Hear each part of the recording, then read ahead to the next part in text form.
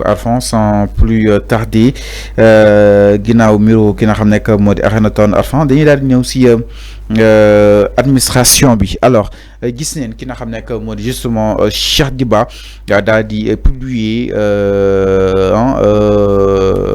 exécution budgétaire du premier trimestre 2025 l'administration baftou donc gis neen li nga xam nekk moo di 357,7 milliards pour 186 205 agents de l'État. Ouais, nous connaissons aussi faible taux des dépenses d'investissement. Nous connaissons aussi hausse de 43,57 milliards de la charge de la dette, mais aussi baisse des dépenses de biens et services de 5,38 milliards. Nous connaissons aussi une dette de 176 structures publiques. Ce chiffre à 792,88 milliards, mais aussi facture d'eau chiffrée à 19,4 milliards, 6 milliards pour préfuser la poste, 5 milliards pour le TER, madame pour Terre Express régional mu nekk loo xam ni itam administration bi Arfan suñu rôle lekk na lépp jëm si exécution budgétaire du premier trimestre 2025 alors naka na ko daal di jàngatee yi de dépenses yëpp Arfan daal di dem si li nga xam ne moo di administration bi. Oui, c'est des dépenses publiques effectuées. C'est tout à fait normal. Non, si vraiment état dafay dépense. Lolo, il faut ngeen xam lolo. Il y a des chantiers, il y a des projets, il y a la modernisation de l'administration, la réforme de l'administration, la création de certaines institutions, la fusion de certaines institutions et aussi l'élargissement du budget. Non, attends, Fallo, c'est un terme tellement technique. C'est tellement technique. L'élargissement du budget. Quand il te parle même d'un budget des finances rectificatives ou bien d'un budget des finances, loi des finances initiales. Parce que l'OLIOP c'est inclus donc dans ce rapport. Il est revenu plus encore en détail sur ces rapports-là. La hausse de 43,57 milliards de la charge de la dette. Donc, l'OLU. C'est des chiffres yo xamantene et warul ñak il faut que mu am parce que aussi quand on gouverne on est dans un état sérieux comme l'état du Sénégal.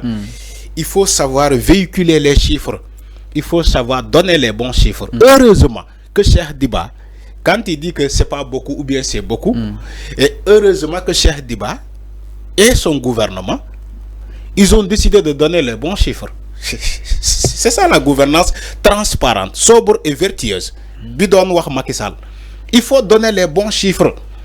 Que ça soit mu entaché ou comment dire mu ne askan di jappé ni que bari na wala bariwul, mais il faut donner les bons chiffres. C'est là où je suis d'accord. Parce que quand il parle, c'est comme si donc quelqu'un bo xamantene c'est déjà on l'a déjà préparé.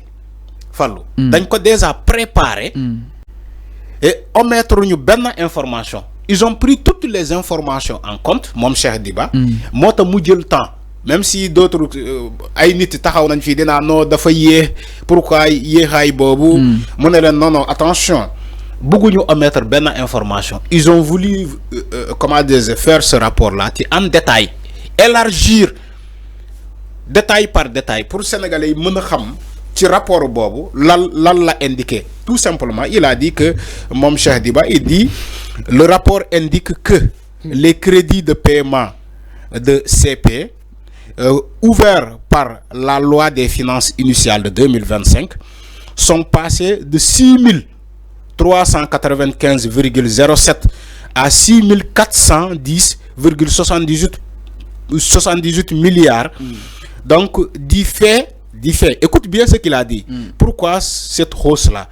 Il dit ils sont passés, bah il m'a reprendre pour Sénégalais, ils essaient de comprendre comment Cheikh Diba a élaboré ce rapport-là. Il dit le rapport indique que les crédits de paiement de CP ouverts par la loi des finances initiales de 2025 sont passés de 6395,07 à 6410,78 milliards du fait des rapports de crédit de 15,71 milliards sur les dépenses en capital finance sur les ressources internes.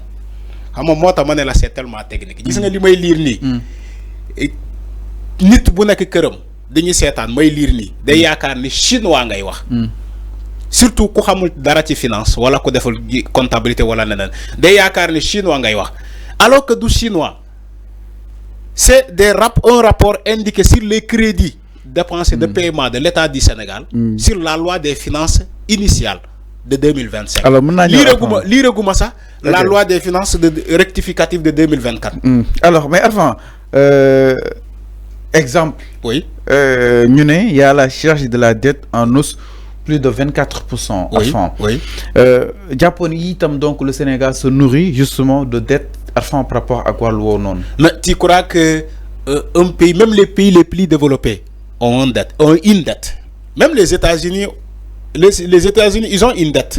La Suisse a une dette. La France a une dette.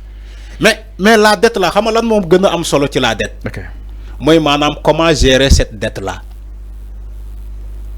Comment gérer cette dette là? Le chiffre rouge. Le Sénégal aujourd'hui, il peut s'endetter parce que nous, notre déficit, notre signature, Sénégal peut s'endetter parce que notre signature, mais le problème, c'est ne pas s'endetter jusqu'à arriver dans la ligne rouge. Arriver dans la ligne rouge. Mais tant qu'on s'endette et qu'on gère cette dette-là, mais là c'est important. C'est important, c'est très important. Te bo xolé état du Sénégal moment bi nu muy dépenser da ngay xam ni que ils peuvent gérer le coût de la dette. Comment gérer le coût de la dette? Ils sont en train de diminuer les dépenses inutiles. Moi manam que certaines charges du gouvernement yo xamantene ci ay peut-être c'est inutile dañuy yak ay lignes téléphoniques, ay carburant, ay xawma lan. Le train de vie de l'État. Ils sont en train de diminuer le train de vie de l'État. Maintenant, ils sont en train aussi d'orienter les dépenses qui ay secteurs stratégiques, tellement stratégiques. Ousmane Sonko l'a dit à l'Assemblée nationale. Les dépenses publiques seront orientées sur des domaines stratégiques. Yo xamanté lu mënul ñak la ay manam ay financer tel projet, l'autoroute des eaux par exemple. Le programme d'assainissement de Touba avant le Magal, c'est des dépenses yo xamantene état du Sénégal mu koy orienté ci secteur bobo. Le secteur de l'agriculture, l'équipement en agriculture des commandes pour les agriculteurs, l'achat de l'urée moy manam engrais bi et ainsi de suite. Et aussi le financement de l'élargissement de l'autoroute à péage. Donc Dakar Kaolack, ainsi de suite, ainsi que d'autres secteurs. C'est des dépenses utiles. Yo xamantene fofu lañu orienter motax ngeen gis lu xoss la man je ne défends pas, je parle à travers des chiffres qu'ils ont donnés. Mais Enfin, tu parles avec les chiffres, mais quand même, dafa amaat loo xam ni itam peut-être ba tey si rapport bi nga xam ni itam publié nañ ko par rapport ak li nga xam ne que moo di dettes yi jàpp nga ni réew yu gën a développé sax dañuy ànd taw mais dañuy teg ay mécanismes pour y parvenir pour ñu gën a maîtriser exactement li nga xam ne que moo di dettes yi jamono ji nga xam ni itam ñu ngi woote rationalisation teewul ni que ni avant dette bi mi ngi woy di daal di yokku donc est-ce que gis na li nga xam ne que moo di justement la pertinence justement de cette rationalisation mon question depuis la publication justement de ce rapport trimestriel. Oui, c'est parce que tu m'as pas écouté. J'ai dit même tous les pays développés ont une dette. Je suis bien d'accord avec toi. Donc tu dette bon dafa amone der lo xam tam dañ sey joggé ci mois rationalisation. Oui, rationalisation dindi machine à café administration. Mais la rationalisation de la dépense publique. Mais est-ce que tay amna impact?